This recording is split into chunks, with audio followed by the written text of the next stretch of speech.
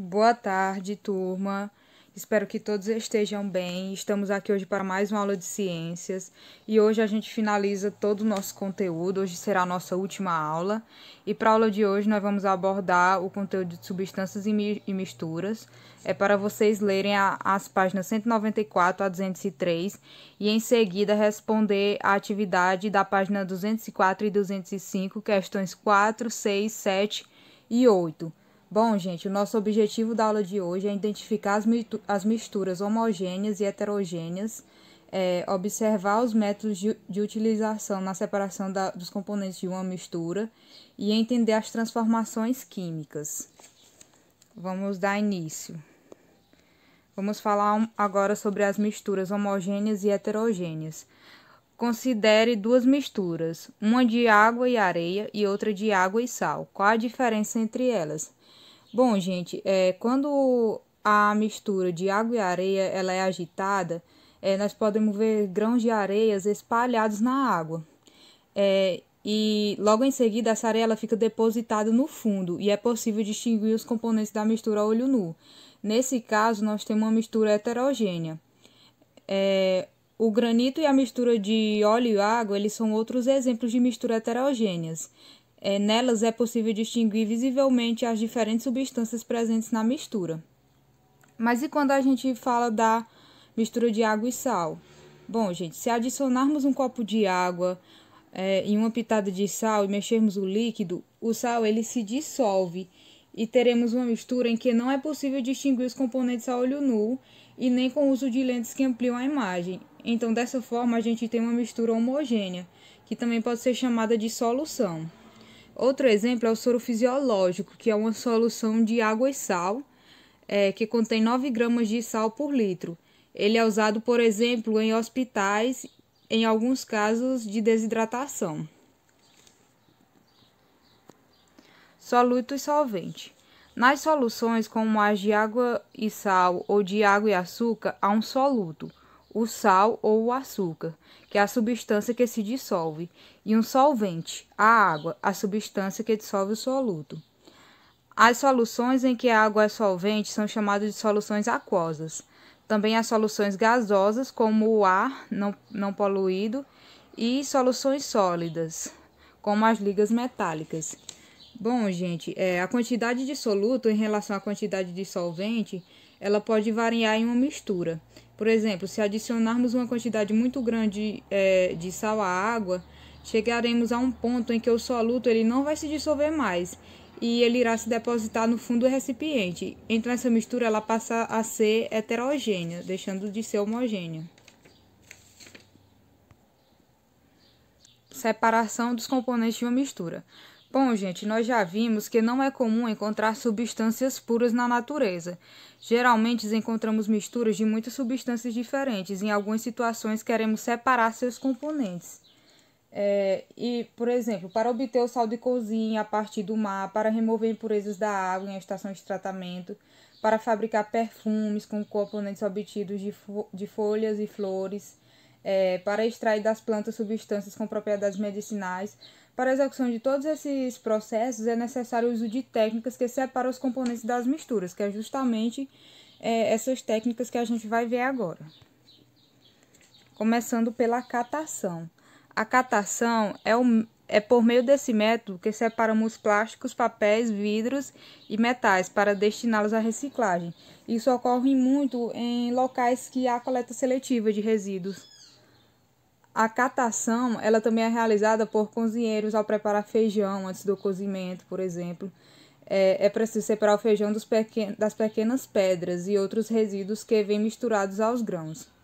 Então, dessa forma, a catação é o processo de separação dos componentes de uma mistura heterogênea de sólidos, feitos com as mãos ou com uma pinça.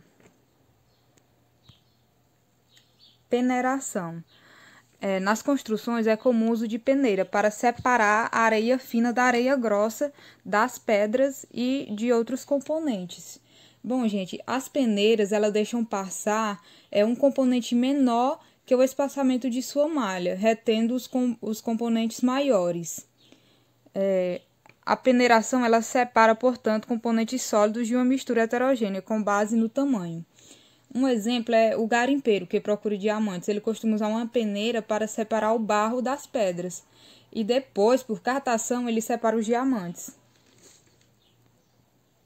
Levigação. A levigação consiste em usar uma corrente de água para separar corpos mais densos de corpos menos densos, em uma mistura heterogênea de sólidos. Os corpos menos densos são arrastados mais facilmente pela água. Continuando no exemplo dos garimpos, uma corrente de água ela passa por uma espécie de rampa ou por uma bacia e arrasta as partículas menos densas de areia, deixando no fundo o ouro mais denso. Nessa imagem a gente pode ver uma levigação em balsa. Ventilação. Se você esfregar entre as mãos alguns grãos de amendoim com pele, verá que boa parte da pele se solta. E depois, a gente assoprando, é possível separar essa pele dos grãos. A mistura do café e folhas de planta pode ser um exemplo. Eles podem ser separados lançando para cima e deixando que a corrente de ar arraste as folhas, como está representado nessa imagem. Então, dessa forma, quando o ar é usado no processo de separação de misturas heterogêneas de sólidos, classificamos esse processo como ventilação. Separação magnética. Bom, eu vou fazer uma pergunta para vocês. Vocês já manipularam algum ímã? Se sim, vocês devem ter percebido que ele gruda em algumas coisas e em outras não. O ferro, por exemplo, ele é atraído por ímãs, enquanto o cobre, usado para fazer os fios e canos, não. Então, gente, a separação magnética ela é usada em misturas heterogêneas, nas quais um dos componentes é atraído por um ímã. Como a gente pode ver nessa imagem, a separação magnética do ferro utilizado na reciclagem. Dissolução fracionada. Agora eu quero que vocês imaginem como seria difícil separar açúcar de areia pelo método de catação. Seria muito difícil. Mas a gente consegue observar que o açúcar ele se dissolve em água, enquanto a areia não. E quando um dos componentes de uma mistura heterogênea é solúvel em água e outros não, é possível usar a dissolução fracionada. Como representado nessa imagem que vocês estão vendo. A areia e o açúcar misturados, em seguida foi adicionada a água para poder separar da areia. Filtração. O processo de filtração é muito usado nas residências para filtrar a água da torneira antes de bebê-la. A vela do filtro ela retém as partículas maiores, como partículas de solo ou certos micro-organismos, e deixa passar água com sais minerais e outras partículas muito pequenas. A filtração ela portanto, um processo de separação de misturas heterogêneas, formado por componentes sólidos e líquidos, ou sólidos e gasosos. Nessa imagem, a gente pode observar a filtração da água em uma estação de tratamento. Decantação. Se você deixar uma mistura de areia e água em repouso, verá que a areia, que é mais densa, vai se depositando no fundo do recipiente. Esse processo é chamado de decantação. Bom, gente, após a decantação, pode-se usar um tubo cheio de água, que ele vai transferir o líquido de um recipiente em nível mais alto para outro em um nível inferior, como a gente está vendo nessa imagem representado. Além de separar sólidos de líquidos, a decantação também pode ser usada para separar diferentes líquidos que não se misturam e que sejam de densidades diferentes, como a água e o óleo. Após a decantação, a gente pode usar um funil com uma torneira, que ela é fechada depois que o líquido mais denso é transferido para outro recipiente, como a gente pode observar nessa figura, que tem a representação da separação de mistura homogênea de água, que é mais densa, e o óleo menos denso. E depois que toda a água ela sai do funil, a torneira é fechada. Evaporação. Você sabe de onde vem o sal que utilizamos para temperar os alimentos? O sal ele é obtido a partir da água do mar. Para isso, é utilizado o método de evaporação, que permite separar de uma mistura homogênea o componente sólido dissolvido. Bom, gente, primeiro, como é feito esse processo? Primeiro, a água do mar ela é bombeada para imensos tanques que formam as salinas. E com o calor, a água dos tanques evapora, deixando no fundo apenas o sal, que é então recolhido e tratado para a retirada de impurezas. E é assim que a gente obtém o sal. Destilação. A destilação ela é usada para separar componentes de uma mistura homogênea formada por um líquido e um sólido dissolvido, como uma mistura de água e sal, ou por dois líquidos com pontos de ebulição muito diferentes. No processo de destilação simples, o líquido ele pode ser recuperado. Para isso, usa um aparelho chamado destilador, como o que está representado na imagem.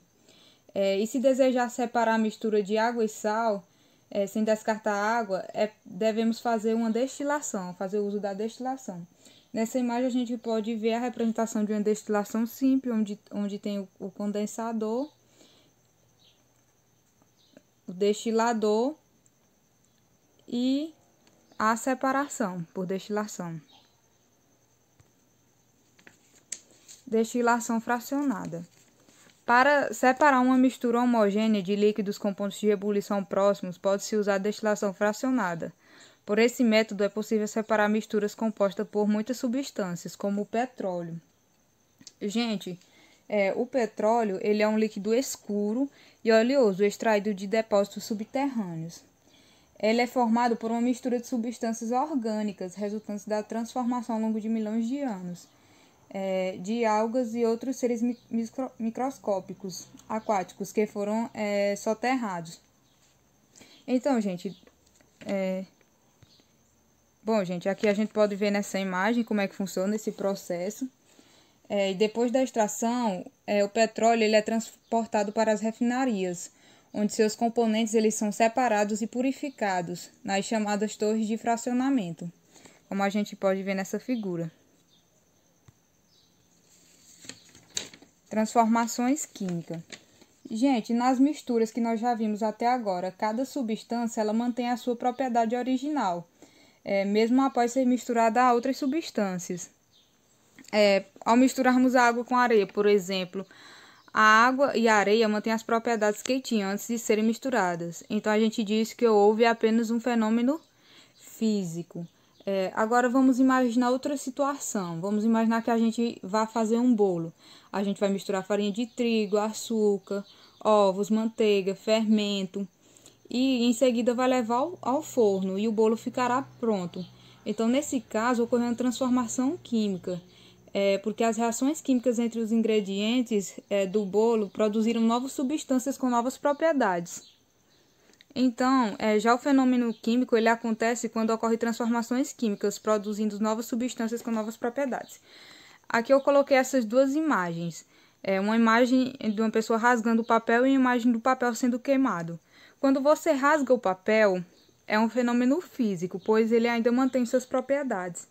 Já quando o papel é queimado, é um fenômeno químico, já que tem alteração das suas propriedades.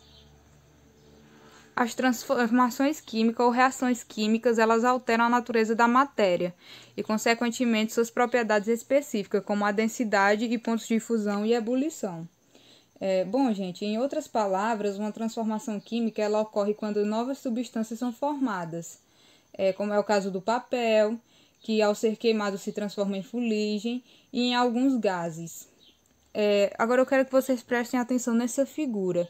Nessa figura a gente pode observar uma presença de bolhas que são resultantes da formação de um gás, que é o gás carbônico, após a reação química entre o ácido acético, que é uma substância do vinagre, e uma solução de bicarbonato de sódio.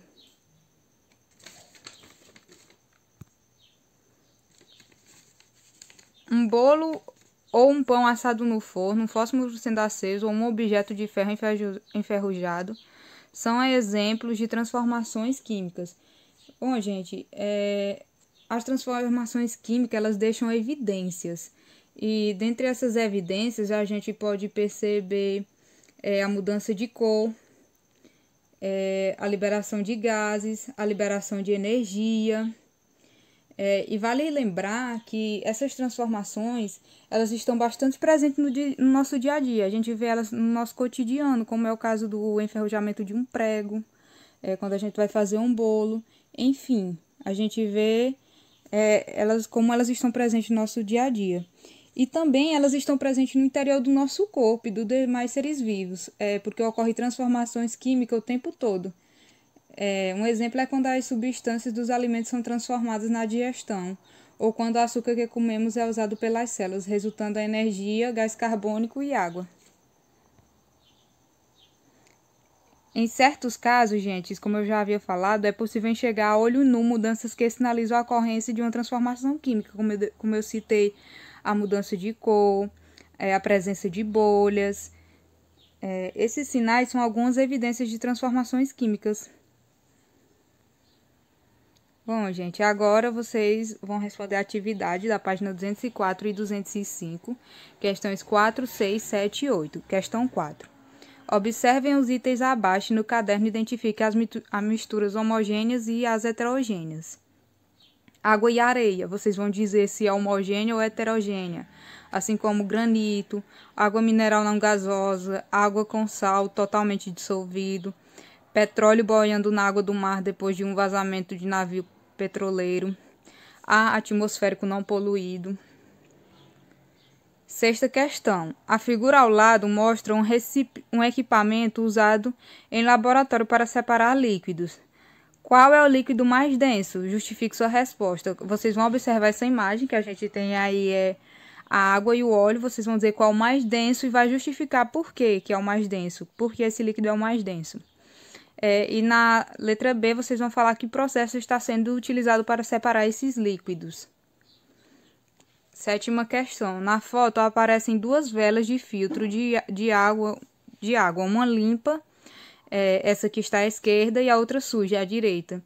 Que processo de separação de misturas deixou a segunda vela suja? Vocês vão falar qual é esse processo. E oitava questão. Você conheceu neste capítulo alguns métodos para separar misturas, como destilação simples, destilação fracionada, catação, decatação, separação magnética, dissolução fracionada, seguida de destilação ou evaporação. Agora, no caderno, indique os métodos que podem ser aplicados a cada caso. Vocês vão dizer quais são os métodos que podem ser aplicados a cada caso desse. Na letra A, para separar óleo e água, qual o método que a gente usa? Para separar sal e areia, arroz e feijão, álcool e água, farinha e arroz, limalha de ferro e açúcar, água e sal. Bom, gente, vocês respondam as questões. Bom, gente, por hoje é isso. Espero que vocês tenham conseguido entender a diferença entre misturas homogêneas e heterogêneas, sobre os processos de separação de misturas e sobre as transformações químicas. Hoje é a nossa última aula, então eu me despeço de vocês. Agradeço por ter passado esse tempo com vocês e um Feliz Natal e umas boas férias.